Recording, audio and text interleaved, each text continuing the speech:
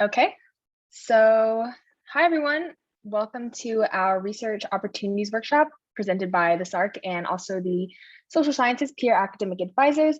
So just a little overview of how this is going to work. So we're first going to have a presentation by a SARC peer consultant, Sammy. Thank you so much for joining us today. And then after that, we're going to have some of our peer academic advisors share their own research experiences, and then we'll have a little Q&A session. So any questions that you have will be asked at the end and answered at the end. So if you have them, feel free to put them in the chat, but we won't answer them until the end after the presentation and after our PAs kind of share their own experiences. Yeah, so I'm going to pass it over to Sammy to begin. Hello, everyone. I hope you're all having a wonderful day. Can everybody see my screen? Okay, perfect. So my name is Sammy and I am a SARC peer consultant. And as Samantha briefly introduced, we'll be briefly presenting about how to get started with research for the first half of this event. And so if you've never heard of SARC before, we are the Social Sciences Academic Resource Center for undergraduate students of the School of Social Sciences. And so we assist students with any academic or professional development beyond topics like research, such as graduate school admissions, scholarship and internship opportunities, and even career prep, things like resumes, cover letters, or even helping navigate which could be the right career path for you. But again, for today's purposes, we will just be talking about research. And so we provided a few step-by-step tutorial or guide. So the very first step would be what is academia, and more in particular, what is academic research? So academia is defined as a community that pursues research, education, and scholarship. Now, what is research? Research is a way to study unanswered questions and to solve problems scientifically. And as you may already know, research is such a wide spectrum. You can practically research about anything. But for this, since we're focusing a little bit more on the School of Social Sciences, the typical fields that you would research about would be within social, political, or psychological topics. But of course, if you're interested in any topics outside of these, that's perfectly okay as well. And within research, there are going to be two types, qualitative and quantitative research. Hopefully, maybe you guys have already heard of these terms before, but as a brief refresher, qualitative research includes listening to people's stories through interviews, observation, or survey. And so when it comes to qualitative, it typically describes things that are up for discussion. And here we're dealing with questions that are asking what and how, and they're more open-ended. So a potential question would be, how do UCI students get to campus? And answers to that question would be walking, biking, driving, even electric scootering, etc. Now, it's a little bit different from quantitative research, since quantitative relies on using numbers and data to define outcomes and trends. So here, we're definitively trying to prove something, and we're dealing with cold hard facts since they are numbers and they can't be disputed. And so while qualitative isn't necessarily dealing with the hypothesis, since we're just trying to gauge and better understand the society around us, quantitative, on the other hand, is trying to prove or disprove a hypothesis. So a question for this can include what, how, or does. In other words, how much, how often, what is the relationship between the two, what is the percentage, and a possible question more specifically would be what percentage of UCI students bike to campus? And an answer could be 60% of students walk and 40% of students bike. And so to sum it all up, we're looking at statistics and numbers to solve these questions for quantitative, but qualitative is a little bit more exploratory. And if it helps to memorize it a little bit easier, you can think of qualitative as quality. You use words to describe quality, whereas quantitative is numbers based. And so at the end of every step, we've provided an action item for you to apply to your own life. because it's really easy for you to just attend an event and have the speakers just word vomit everything to you. So at the end of the day, we hope that you can at least walk away from this presentation with at least a little bit of a better understanding of what to do with it. And so when it comes to learning a little bit more about academia, we would recommend to take classes or even using online resources. For example, attending an event such as this and learning more about what research is and what it entails, you're already one step ahead. And so before we move on to the second step, we would like to just kind of clarify a few of the definitions. So these are going to be key terms that you'll be very familiar with if you were to pursue research. So first we have academic research, which can be defined as the investigation and writing based upon the scientific inquiry. So typically you would join either a research lab or independent study. And so research lab would be a space that's organized by a faculty member to conduct scientific research, whereas an independent study is where a student is allowed to create a course with an instructor and actually receive credit for your research or thesis experience. So if you look through the faculty department list and you're interested in joining any of their research labs, that would be considered a research lab. But if none of those topics interest you and you have your own unanswered questions that you would like to study a little bit more about, you're actually able to create independent study through the SOC Sci 199 course and receive credit through there. And your instructor would be a faculty member who acts as your mentor. Now, within a research lab, there are going to be two roles. And so first we have a principal investigator, or PI for short. This is going to be the leader of the lab, and they're typically a faculty member. And on the other hand, there are research assistants. So these are going to be students who join research, already existing research labs to help with aspects of the research. So if you join a faculty's research lab, that's going to be your title, and that's what you would put on your resume, so on and so forth. And of course, at the very end of all of your hard work and research, you're going to write a paper, which would be an article that is published and considered a scholarly work. So the second step would be, now that we've kind of established some of those definitions and we kind of have a better understanding of what research is, the next step would be to take that information and start thinking about what your interests could be. What are things that you want to research about? And so to kind of get you in the right mindset, we provided a few brainstorming questions. So first we have, what is something I heard from my courses that I'm interested in? This can be something that you heard in passing, or if you remember reading an article about, or even reading a paper or writing a paper about, and that was something that was super interesting to you. That's something you can potentially consider. Going along the same lines of that, do I find interest in what my professors teach, and do I want to look into them? Will what I research benefit what I want to study in graduate school? Of course, this question only applies if graduate school is a potential option for you. How will my research contribute to the future or this discipline? So if you're interested in studying psychology, so how can your research contribute and advance that field of psychology? And lastly, we have, what problem or issue do I want to explore or solve? And so all of these questions kind of get you in the right mindset of thinking about potential fields or topics of interests. And of course, there's so many more questions that you can ask yourself, but this is just a good starting point. And so the action item for this step in particular would be to make a spreadsheet or a document to track your interests.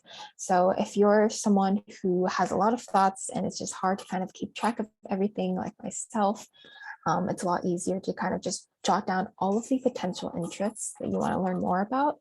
And so as you explore and learn a little bit more about those, you can kind of go back and scratch them off. Or for example, if you do a little bit more research about topic A and you learn that, this is something that I'm not interested in, you can go back to that spreadsheet or that document or that sticky note, or even if you keep a mental note and kind of scratch that off. And if you learn more about topic B, on the other hand, and this is something that you really, really like and something you can see yourself researching more about, then maybe even just circling it or writing a star, just making it a little bit more organized, track all of your interests.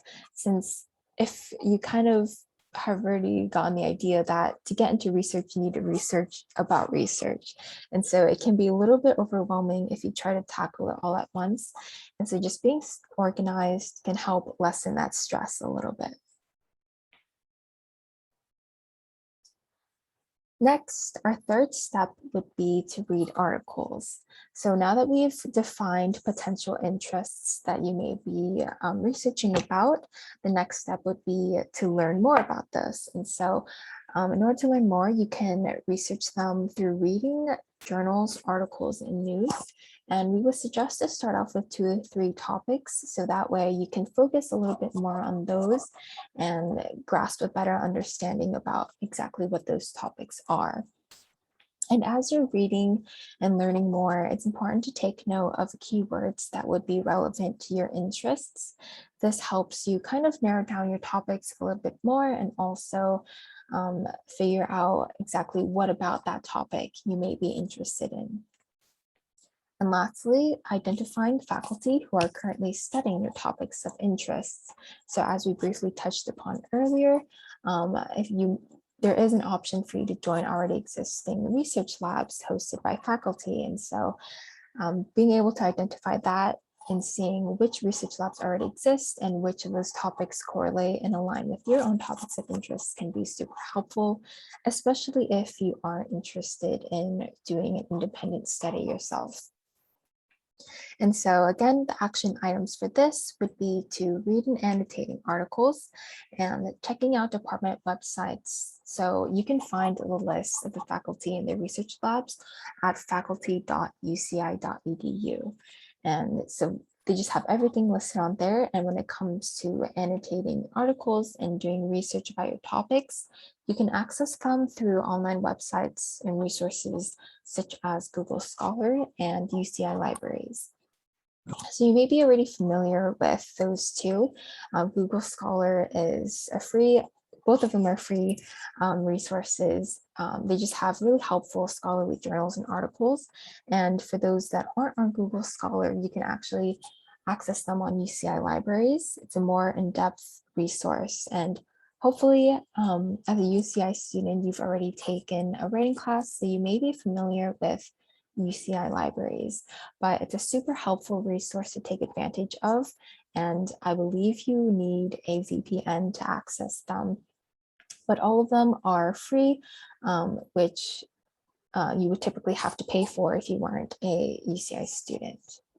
And of course, if you're interested, you're not limited to just those 2 resources. You're more than welcome to search on other websites or online databases. But if you have no idea about where to start and which resources to use, we would highly recommend Google Scholar and UCI libraries as the starting point. So we've made it to the very last step. So step 4 would be seeking mentorship. So at this point, you've already understood what research is, you've defined your potential topics and done research about those topics to narrow down even more. So now the last step would be seeking mentorship, and it's important for you to familiarize yourself with the topics through already existing literature and reading articles about your subject matters, just so at this point you're super familiar with everything that your topic is about.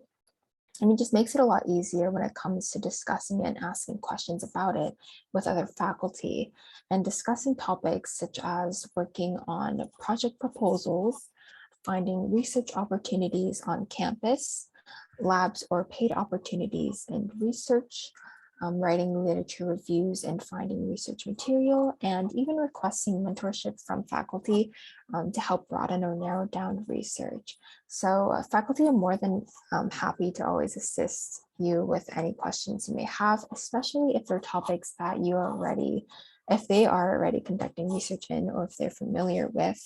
And so And action items for this would be to meeting with them after class, during office hours, or even sending them an email.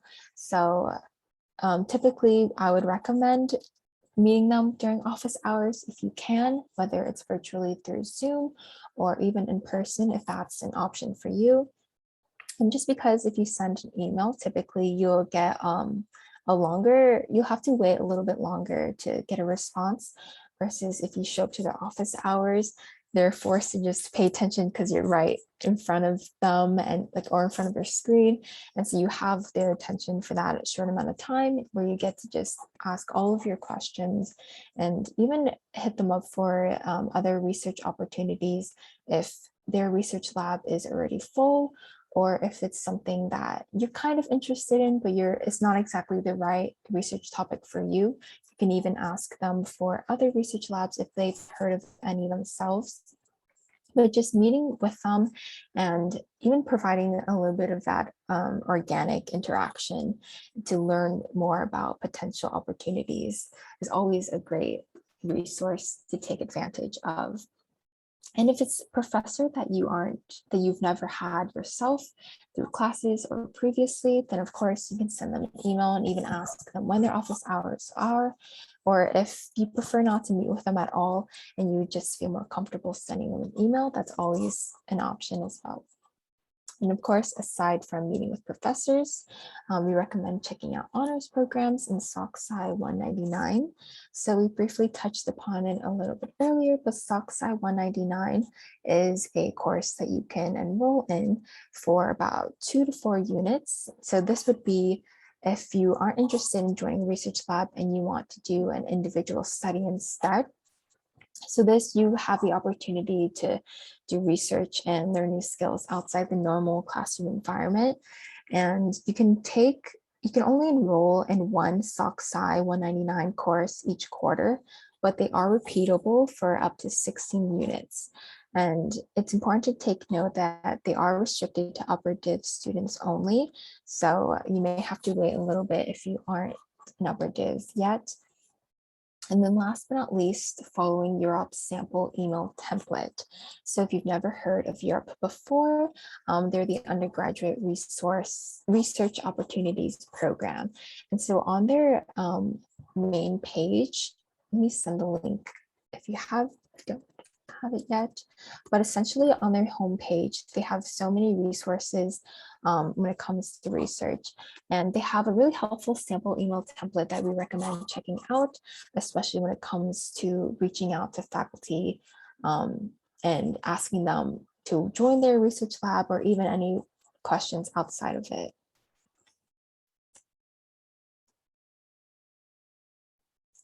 And so that concludes our presentation. And SARC actually offers a really cool resource where we provide consultations. So if you have any unanswered questions, or if you feel like you have a more specific question towards yourself and you just don't feel comfortable sharing, this would be the perfect chance for you to make a virtual appointment through SARC. They will be brief 30-minute consultations that'll take place on Zoom, and you can actually pick and choose who you want to meet with. And so we have a wide variety of SARC peer consultants like myself. There are some graduate students or other undergraduate peer consultants who focus on internships and career, research, and graduate school. Or if anything in particular interests you, as long as you're a school social sciences major, this resource is available for you, and we highly recommend taking advantage of it. And if you don't have time for a consultation, or if it's something that's just a quick question, you're more than welcome to send us an email at sarc@uci.edu.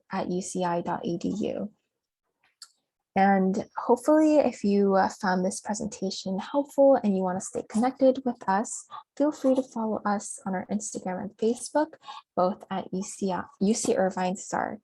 And so before I pass it on to the peer academic advisors, I want to wish everyone the best of luck, whether or not you choose to pursue research. And thank you so much for listening.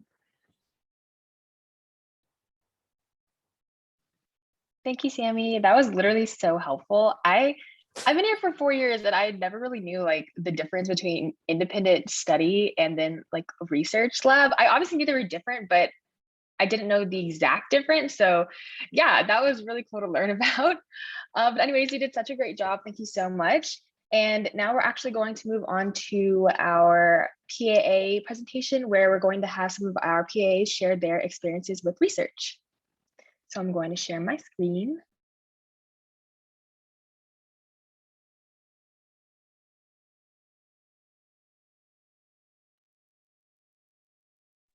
And then first up, we have Idanya. Yes, hi everyone. So my name is Idanya and I'm a fourth year psychology and public health sciences double major.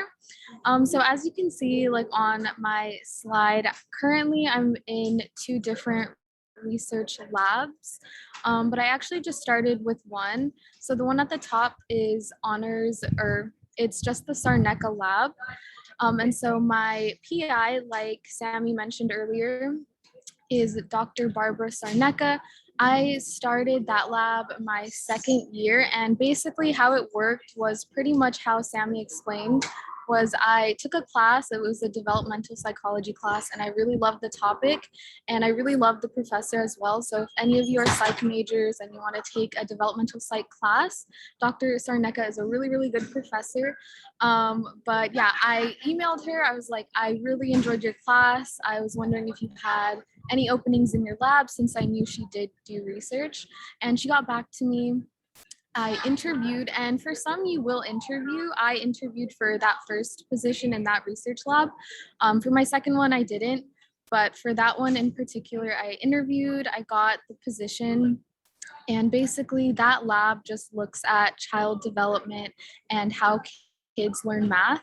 And so we kind of look at whether if we involve like playful intervention, so if we make math fun, will kids learn better?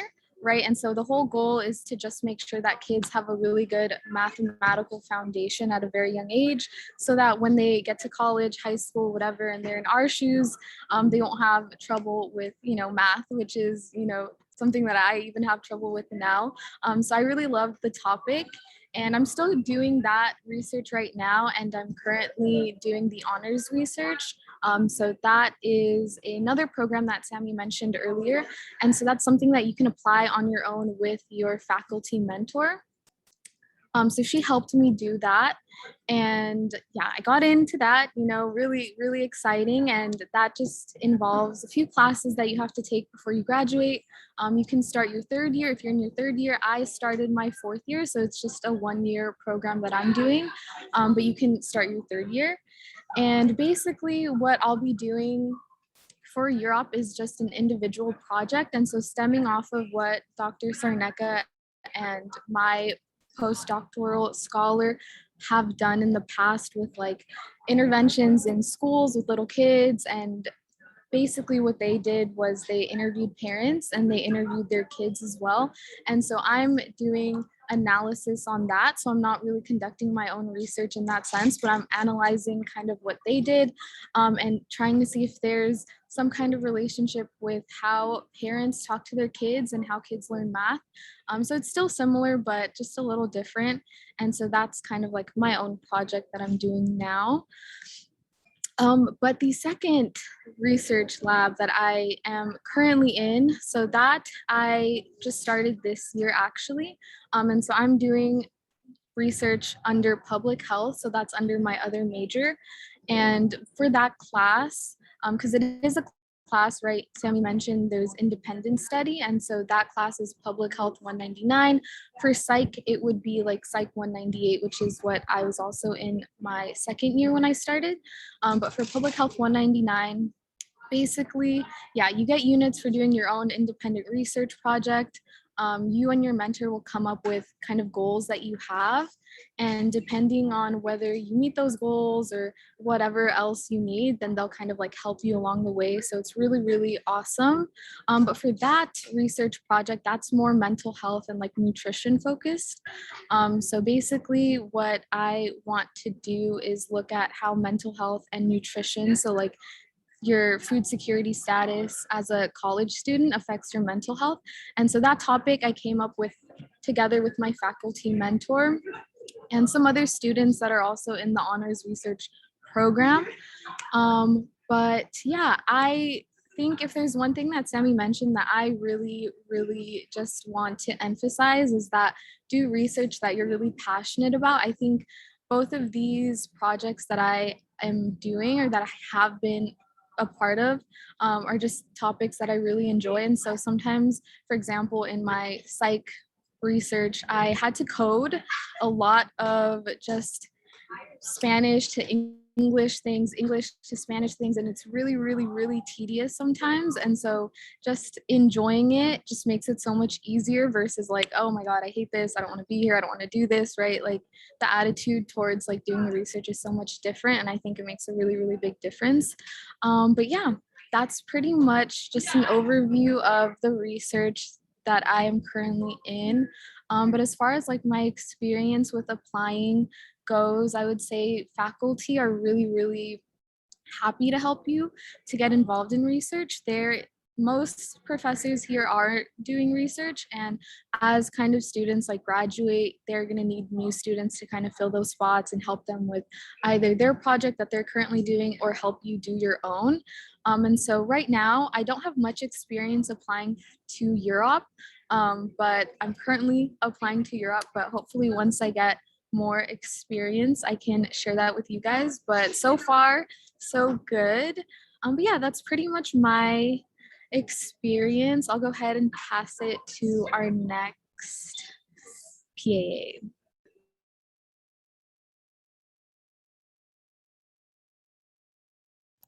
Hi guys, my name is Tiffany. I'm a criminology political science double major and I'm currently a fourth year. So my research assistantships were through the School of Social Ecology, so it may be different for you guys since you guys are in the School of Social Sciences. But what I did for my first ever research assistantship was the Law, Justice, and Popular Culture Digital Repository Lab with Professor Golub. And how I came to do this was basically through the field study degree requirement for my criminology degree.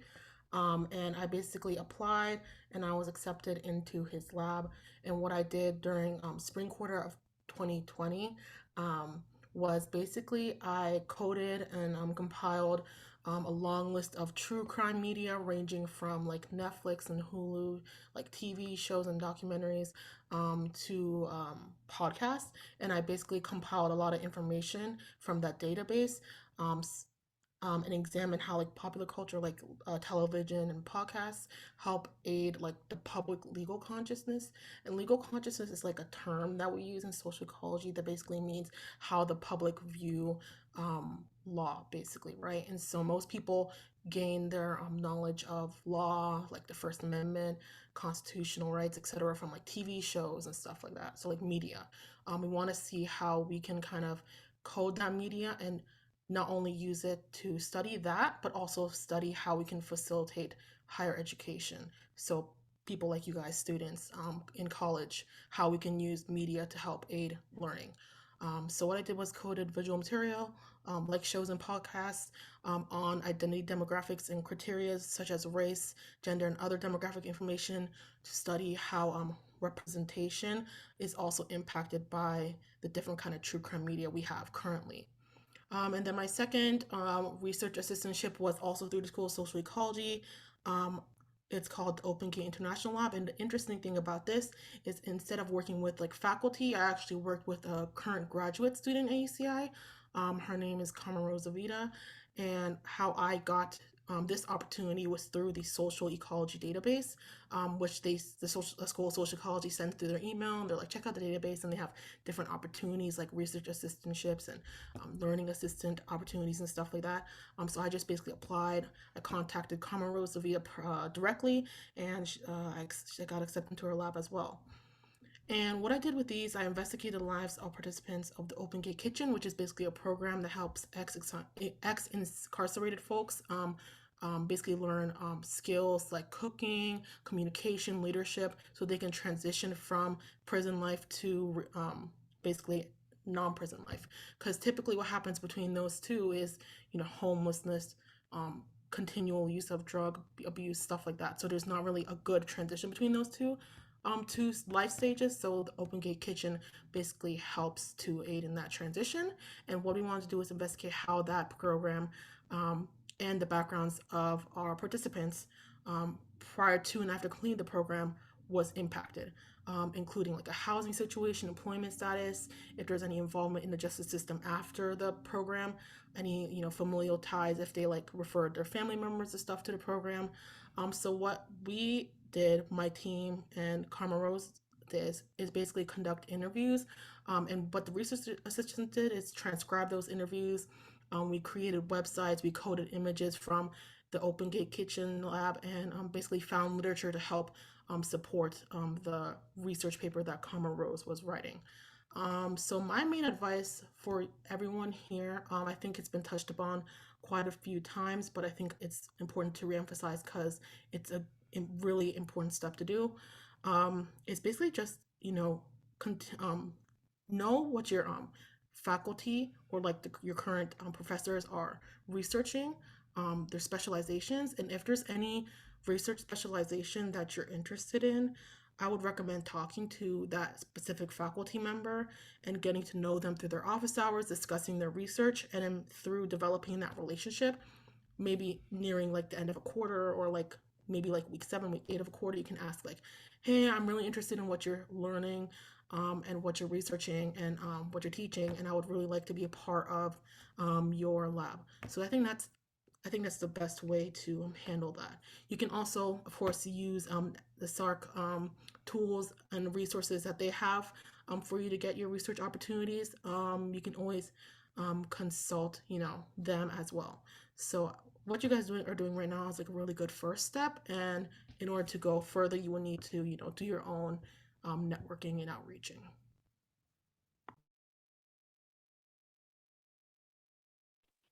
Okay, sorry, y'all. I'm gonna have to quickly stop sharing real quick. I realized that for one of the other PAs who's going to present, they're actually doing a video and I need to share audio. So I don't know how to do that when I'm already sharing it. So I'm just gonna reshare it real quick.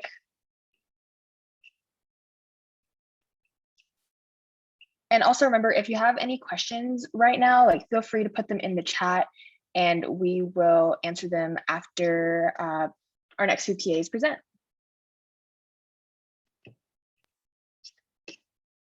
Okay. Thank you so much, Sam, for doing all the tech stuff. Yeah, so my name is Christy. I'm a 4th year doubling in social policy, public service, and education. And basically, like my first research experience, I guess, was the Social Science 193 course. It's mandatory for the social policy and public service major. And I guess I was very intimidated by this class because I thought that research was very like scholarly and like difficult, but I was forced to do it. So here it was. But basically, I did an internship at a nonprofit organization for students going to low-income high schools. And the research question that I wanted to look at was how participating in this after-school program helped foster feelings of empowerment in these high schoolers. And so I looked at different components of the nonprofit, such as how the staff interacted with the youth, how they gave the high schoolers like activities that had to do with like political participation, and how they like integrated being part of a community. Like all the students feel a part of, it's called like Save Our Youth, or SOY, the acronym. So like how they all felt like a part of the SOY community, and how that group empowerment also led to their individual empowerment. And I basically did this through participant observation. So I just like sat in and shadowed during their workshops and wrote down like how the interactions happened. I conducted interviews with my supervisors to see like how she believed that empowerment was being instilled in these high schoolers. I also made a questionnaire, like Google form, that was passed out to the students. to get like their like anonymous but like input on how they feel or how their experience at Soy has affected them, and then also field notes, which is just like taking notes at the placement. And yeah, so through that, I learned that like research is not so far-fetched as I thought it was. And then I actually became a lot more interested in research, which is something that I did not expect myself to do. But yeah, so because of that, I wanted to join, or like in Sammy's presentation, the social science 193 was more of an independent study because I was the one like choosing the research question and basically doing the project on my own. And then the second part that's listed on the slide is a research lab that like already existed, and now I'm a research assistant for it. So it's called the Bilingual Mind and Brain Lab, and it's actually a very big umbrella lab that has multiple labs underneath it. And the one that I'm in specifically looks at how language experience, cognitive processing, and cultural identity are all related to each other. And the PI is a PhD student at UCLA. But yeah, she's collecting participants that are Cantonese English bilinguals. And basically they fill out like a questionnaire asking about how they identify like more Cantonese or like more American or more Chinese, more American. And like they are asked to like name items based off of like the different languages that they speak. And so the main task that I've been doing is just transcribing the verbal responses. So example, the participants would be asked to talk about like a Chinese holiday, but in English. And then they would be asked to describe an American holiday, but in Cantonese.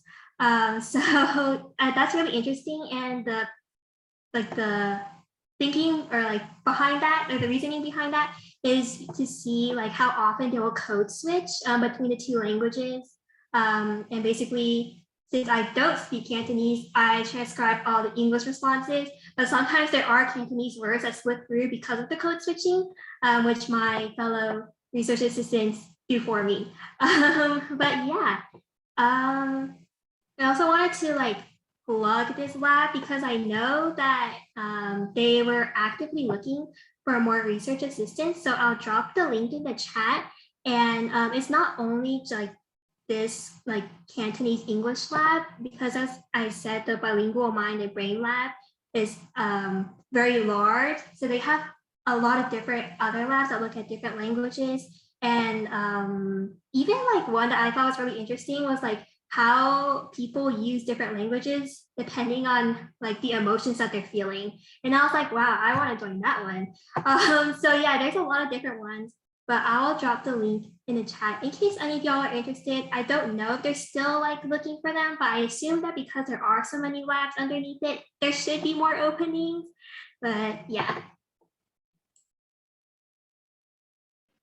Thanks, Christy. Okay, so the next PA, is Sid. So Sid's actually not able to make it today, but she did make a video about her research experiences. So she'll be talking about two. One of them is with the Summer Undergraduate Research Program, and the other is with the Sociology Honors Program. If it sounds really interesting and you want to talk to Sid more about it, definitely feel free to email us at socipa@uci.edu, which we'll also put in the chat. But that applies to all the PAs here today. If you actually want to reach out to one in particular, you can just email us and ask for them specifically, and they'll be able to address any of your questions. But here's Sid's video. Hi everyone, I'm Sid and I'm a fourth Can year everyone- double majoring in Can everyone hear it? Okay, cool. political science and sociology, and I'm so sorry that I couldn't make it to the research workshop today, but I did not want to miss out on the opportunity to share some of my research experiences with you. That's why I recorded this video beforehand. So my first research experience was actually with SERP in Europ, which is the Summer Undergraduate Research Program, and I was able to do some research during the summer, I believe, of my third year, and I was able to write a proposal with the professor that I was with at the time, which was Professor Tom Bolstroff of the Department of Anthropology. And he was teaching a class about digital cultures, which I thought was super interesting. So I approached him during office hours. I was like, hey, professor, I think the stuff you do is really cool. I kind of want to take a step further and actually apply it to a research proposal. And he agreed, and he was willing to be my research mentor. So I wrote a proposal with him and we were able to submit it, and it got approved under the SERP, Summer Undergraduate Research Program, and it was mostly an independent study. My research experience focused on romantic relationships, attraction, and dating apps like Tinder and Bumble, right? So I was interviewing people about their experiences on Tinder and Bumble, what makes people swipe right, what makes them swipe left. And I found some really interesting things during this interview process, but even prior to that, I released an initial like screening survey to just get an overall like general look about people's attitudes towards dating apps, using them or like finding a partner with them, what their intentions were on these dating apps, and I thought that was really, really interesting. So I was able to write up this research paper mostly on my own, but with some help from Professor Tom Bolstroff, and it was a great time. And it was my first introduction to collegiate level research. And ever since then, I was hooked, because after that, I actually was able to teach a class to students in high school about the collegiate research process. And I was able to be on the other end, almost like a professor role, and like guiding them through the research projects. What is coding? What is a literature review? How do you make a survey? How do you release the survey? And the beautiful, not linear at all process that is research. And now currently I am in the sociology honors program under Andrew Penner, but my research mentor this year is actually David Frank, and it has been super fun. I've only been it for the past quarter, but I'm going to be in it for the next 2 quarters, and next quarter I'm going to be doing independent study. But currently I'm studying obituaries and death attitudes, and as macabre as that may sound, it's actually really interesting. So my project is focused on the evolution of obituaries over the past 100 years, and the obituaries that I've been studying are from the New York Times. And the point of this research process is to kind of see how obituaries highlight different things as time goes on, right? So initially, people in like the 1920s are like, this guy died, but he was a great man, a great family man, provided for his wife and kids. But now it's like someone dies and people are like, this person was super rich and owned like 10 houses, and that's what is highlighted on the obituary. And I think that really speaks to something really interesting about the evolution of American values and the materialist culture that we're so immersed in today. And so I'm really interested and excited to see how this research process goes. It's a little bit hectic, but I'm in for the ride. So that's currently what I'm working on. And if you had any questions about my research process or my research project, or just want to know more about research, hit me up right here. I'll put my emails like right here or something, and I'll gladly answer any questions you have. All right, bye. Okay, so that was Sid's little video about her research. And yeah, so now that we've had everyone share their own research experiences, we're going to have a little like Q&A session. So if you have any questions that you'd like for us to answer, please feel free to put them in the chat or even unmute. Okay, so we actually have our first question. Is there a place where we can find all ongoing research?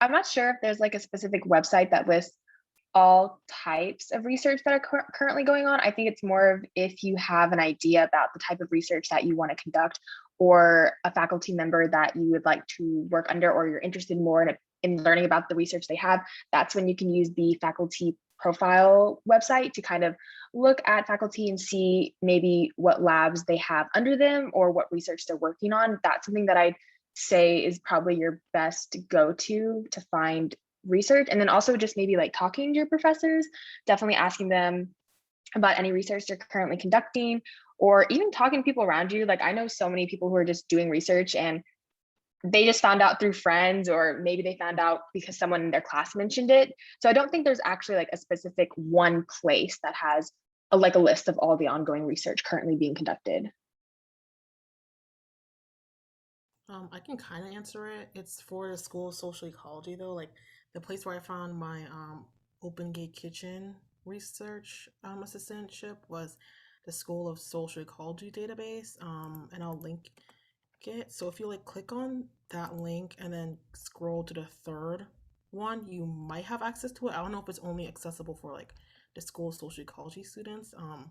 But if you're interested in like that area as well, they have basically in one of the tabs, there's like a whole like listing of professors from the School of Social Ecology who are looking for research. I don't think they would care about your major or like which school you come from. Some may do, but most probably won't. So I think that's also a good resource to check out.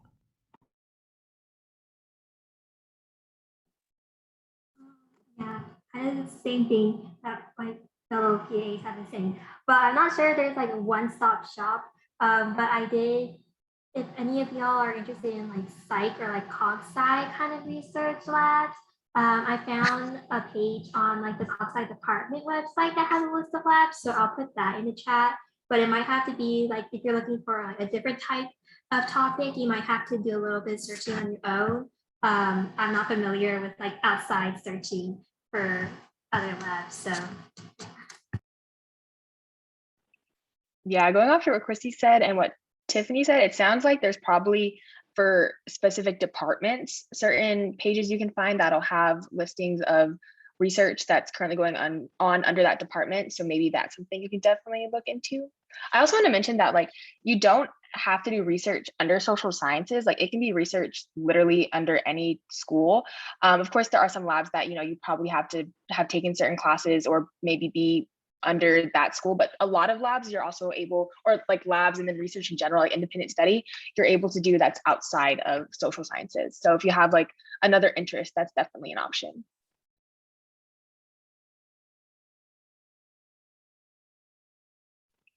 But yeah, feel free to ask any more questions. If not, we'll probably wrap up a little bit earlier, but we'll stick around for a couple more minutes.